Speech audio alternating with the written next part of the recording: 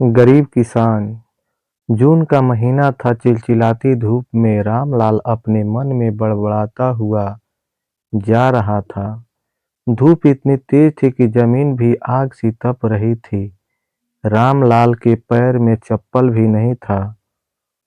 वे नंगे पैर लंबे लंबे पगों से अपने आगे बढ़ते जा रहा था। उसको अपनी नहीं बल्कि अपने खेत की बहुत ज्यादा फिक्र थी। जंगली भूंडों के झुंड खेतों में आते थे और उससे कुछ ही मिनटों में खेत को नहस-तहस कर देते थे। रामलाल के खेत में इस साल बहुत ही अच्छी तरबूज की फसल लगी थी, जिसे देखकर उसकी जान में जान आ जाती थी। लेकिन उसने गांव के एक ही जमींदार से पैसा उधार लिया हुआ था, जिस पर जमींदार का ब्याज बहुत तेजी से बढ़ रहा था। रामलाल मन ही मन में सोच रहा था, इस बार तरबूज बेचकर जमींदार का सारा कर्ज चुकाऊंगा और उसके बाद अपनी बीवी के लिए एक अच्छी सी साड़ी और अपने लिए एक कुर्ता खरीद लूंगा। बच्चों के पास भी कपड़े नहीं हैं, उन्हें भी कुछ ना कुछ देना पड़ेगा। आगे सर्दी आने वाली है, जिसके लिए रजाई और कंबल भी लेना पड़ेगा। यही सब अपने मन में बड़बड़ाते हुए खेत की तरफ जा रहा था। उसे अपने पैर की फिक्र नहीं थी। आम आदमी तो ऐसी गर्मी में नंगे पैर चल नहीं पाता, लेकिन रामलाल अपने मन में सपने देखते हुआ अपने खेत की ओर बढ़ता चला जा रहा था। खेत के पास पहुंचते ही रामलाल गदगद हो गया। खेत में बहुत अच्छी तरबूज की फसल थी। वह हर समय खेत में ही आते जाते रहता था, क्योंकि अगर धोखे से भी झुंड आ गया तो उसका पूरा खेत कुछ ही समय में खत्म हो जाएगा और उसके सपने मिट्टी में मिल जाएंगे। इसलिए रामलाल दिन और रात में पूरा समय खेत में ही गुजारता था। रामलाल की पत्नी भी फूली नहीं समा रही थी। रामलाल की पत्नी भी फूली नहीं समा रही थी।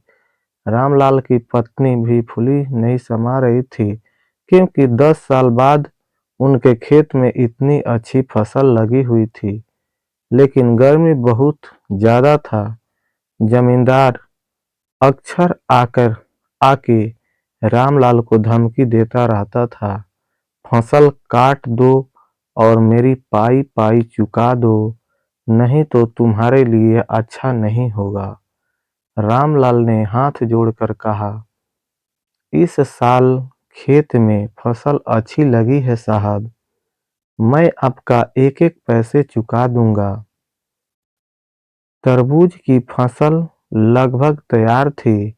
जितनी खुशी आज रामलाल को हो रही थी, उसका अंदाजा लगाना आज मुश्किल था। वह मन ही मन में काफी खुशी से झूम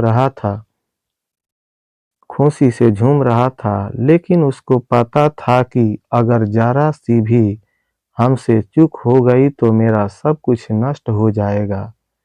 रात में वह जरा सी आहट से भी उठ के बैठ जाता, अपने खेत में इधर-उधर देखता और आकर फिर सो जाता।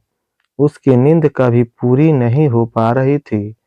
उसके सपने में भी खेतों की याद बनी रहती थी। 3 दिन बाद अब तरबूज की फसल को कटाई करके शहर भेजने वाला था।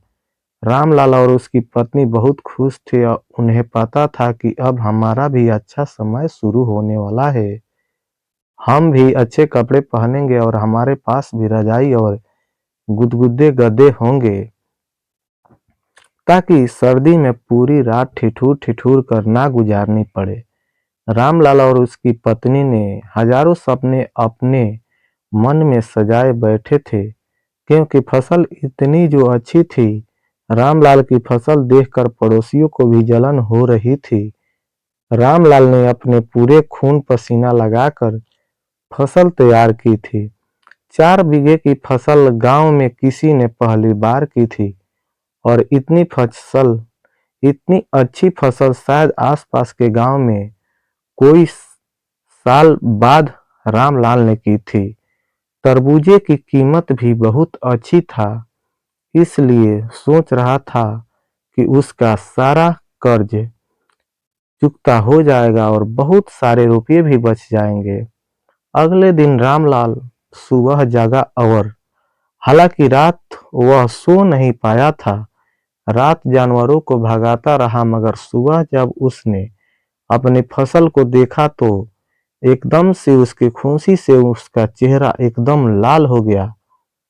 उसकी पत्नी खाने का लेके खेत में आई और रामलाल को खाना खिलाया और उसके बाद रामलाल आराम करने लगा। रामलाल की पत्नी खाना देकर चली गई। रामलाल खेत में एक छोटी सी लकड़ी की झोपड़ी बनाकर रहता था। उस झोपड़ी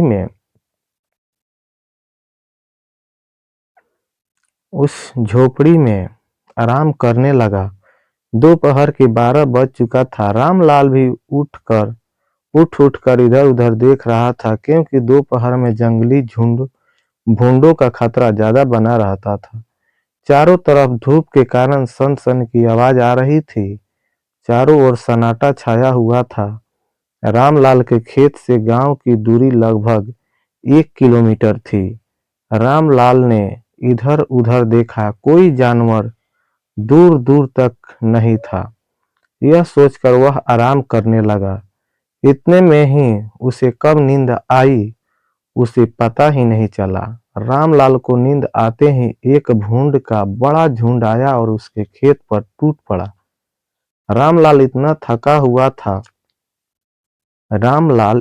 थका हुआ था कि वह बहुत ही गहरी नींद में सो गया।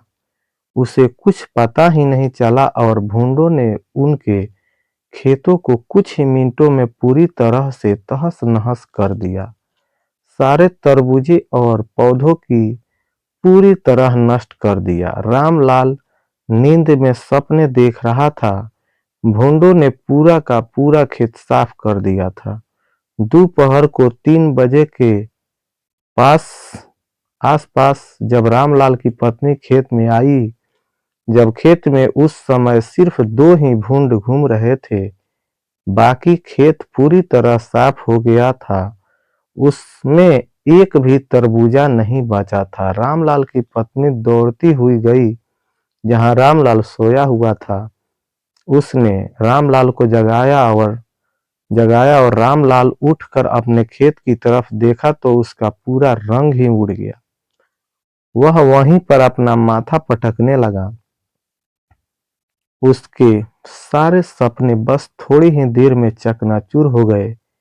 अब वह सोच रहा था, जमींदार का कर्ज कैसे चुकाऊंगा। रामलाल की पत्नी बेहोश होकर वहीं पर गिर गई। रामलाल को भी होश नहीं था। उनको भारी आघात लगा हुआ था। वह बहुत बड़ा आदमी बनने का सपना नहीं देख रहा था। वह सिर्फ अपना घर सुधारने के बारे में सोच रहा था। लेकिन अब उसके सारे सपने पूरी तरह से टूट गए थे। रामलाल और उसकी पत्नी की आंख खेतों को देखकर पथरा सी गई थी। खेत में चर रहे 2 भूंड भी अब जा रहे थे। शायद उनका भी पेट भर गया था। खेत में ऐसा कुछ भी नहीं बचा कि उसे जानवर भी खा सके। रामलाल ने आसमान की तरफ देखा और फिर वहीं गिरकर बेहोश हो गया। कहानी समाप्त हो गया। दोस्तों, कहानी कैसा लगा प्लीज आप कमेंट करके हमको बताइएगा। अगर मेरे चैनल पर पहली बार आए हैं तो प्लीज मेरे चैनल को सब्सक्राइब कर दीजिए। अगर वीडियो थोड़ा भी अच्छा लगे तो प्लीज एक लाइक कर दीजिए, क्योंकि आपके एक लाइक से हमें काफी मोटिवेशनल मिलेगा और आगे भी हम ऐसे ही वीडियो बनाते रहेंगे। धन्यवाद।